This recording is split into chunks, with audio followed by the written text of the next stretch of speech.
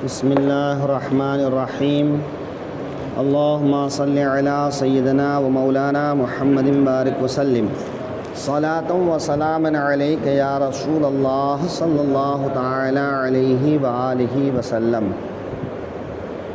تفسیر کے سلسلے میں سورہ بقرہ کی آیت نمبر 99۔ اللہ تبارک و تعالی ارشاد فرما رہا ہے، وَلَقَدْ أَنزَلْنَا إِلَيْكَ آيَاتٍ بَيِّنَاتٍ، اور بے شک ہم نے تمہاری طرف روشن آیتیں اتاریں۔ اس سے پہلے بنی اسرائیل نے قرآن پاک کے سلسلے میں کہا تھا کہ قرآن چونکہ جبریل لے کر آتے ہیں اس لیے ہم آپ پر ایمان نہیں لاتے۔ تو اب اللہ تعالی ارشاد فرما رہا ہے کہ قرآن کو اس لیے مانتے ہو کہ اس کے بارے میں اللہ کے رسول نے کہا کہ یہ اللہ کا کلام ہے۔ تو سب سے پہلے اللہ کے رسول کو مانا جاتا ہے۔ جب ان کو حق پر مانتے ہو تب جا کر ان کی ہر بات کو حق مانتے ہو۔ اچھا، رسول کو حق پر ماننے کے لیے جو دلیل ہے وہ ان کے ہاتھوں جو معجزات صادر ہوتے ہیں وہ ہیں۔ تو معجزات سے اندازہ ہوتا ہے کہ ایک عام آدمی جو کام نہیں کر سکتا ہے، جب کوئی رسول اس کام کو کر دکھاتے ہیں تو اس کو معجزہ کہتے ہیں۔ پچھلے انبیاء کرام کو بھی معجزات عطا کیے گئے۔ حضرت موسیٰ اپنا ہاتھ یوں بغل میں دباتے تھے اور پھر جب باہر نکالتے تھے تو سورج کی طرح سے ہاتھ چمکتا تھا۔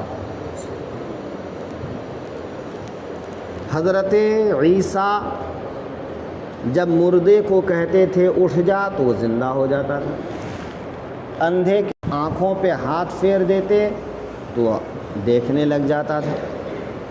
اسی طرح انبیاء کرام کو معجزات عطا ہوئے، لیکن ہمارے آقا صلی اللہ علیہ وسلم سراپا معجزہ ہیں۔ بہت سے معجزات ظاہر ہوئے۔ انگلی سے اشارہ کیا تو چاند 2 ٹکڑا ہو گیا۔ آپ نے اشارہ فرمایا تو سورج ڈوبنے کے بعد پھر واپس آ گیا۔ آپ نے اپنی انگلیوں کی کھائیوں سے پانی کا چشمہ جاری کروا دیا۔ تو ایسے معجزات حضور سے بے شمار صادر ہوئے۔ تو ایسے بے شمار معجزات سے یہ بات ثابت ہو گئی کہ آقا صلی اللہ علیہ وسلم رسول اور نبی ہیں۔ تو جب معجزات کے ذریعے سے ان کا رسول ہونا معلوم ہو گیا اور یہ معجزات 1-2 نہیں بے شمار معجزات ظاہر ہوئے، تو قرآن کو ماننے کی بات تو بعد میں، پہلے ان معجزات کو دیکھ کر ان کو نبی مان لو، اور جب نبی مان لو گے تو ان کا کلام بھی مان لو گے۔ تو ٹھیک ہے، تم کہتے ہو کہ قرآن کو جبریل لائے اس لیے ہم ایمان نہیں لاتے، لیکن قرآن سے پہلے رسول کو تو مانو، کیونکہ رسول کو اللہ نے آیات بینات عطا فرمائے۔ کہ آیات سے مراد وہی نشانیاں، معجزات، اور یہ کھلے معجزات، کھلی نشانیاں۔ تو بے شمار معجزات جو حضور سے ظاہر ہوئے، اس سے تو مان لو کہ یہ اللہ کے رسول ہیں۔ اور جب ان کو اللہ کا رسول مانو گے تو ان کی ہر بات مانو گے۔ لہٰذا تم جو عذر کہتے ہو تمہارا عذر بیکار ہے، تم جھوٹے ہو، لہٰذا یہ بہانے مت کرو، تمہارے دل میں کھوٹ ہے اس لیے تم نہ رسول کو مانتے ہو نہ قرآن کو مانتے ہو، ہے نا؟ ورنہ تم کو بھی معلوم ہے کہ یہ رسول بھی سچے ہیں اور یہ اللہ کی کتاب بھی سچی ہے نا؟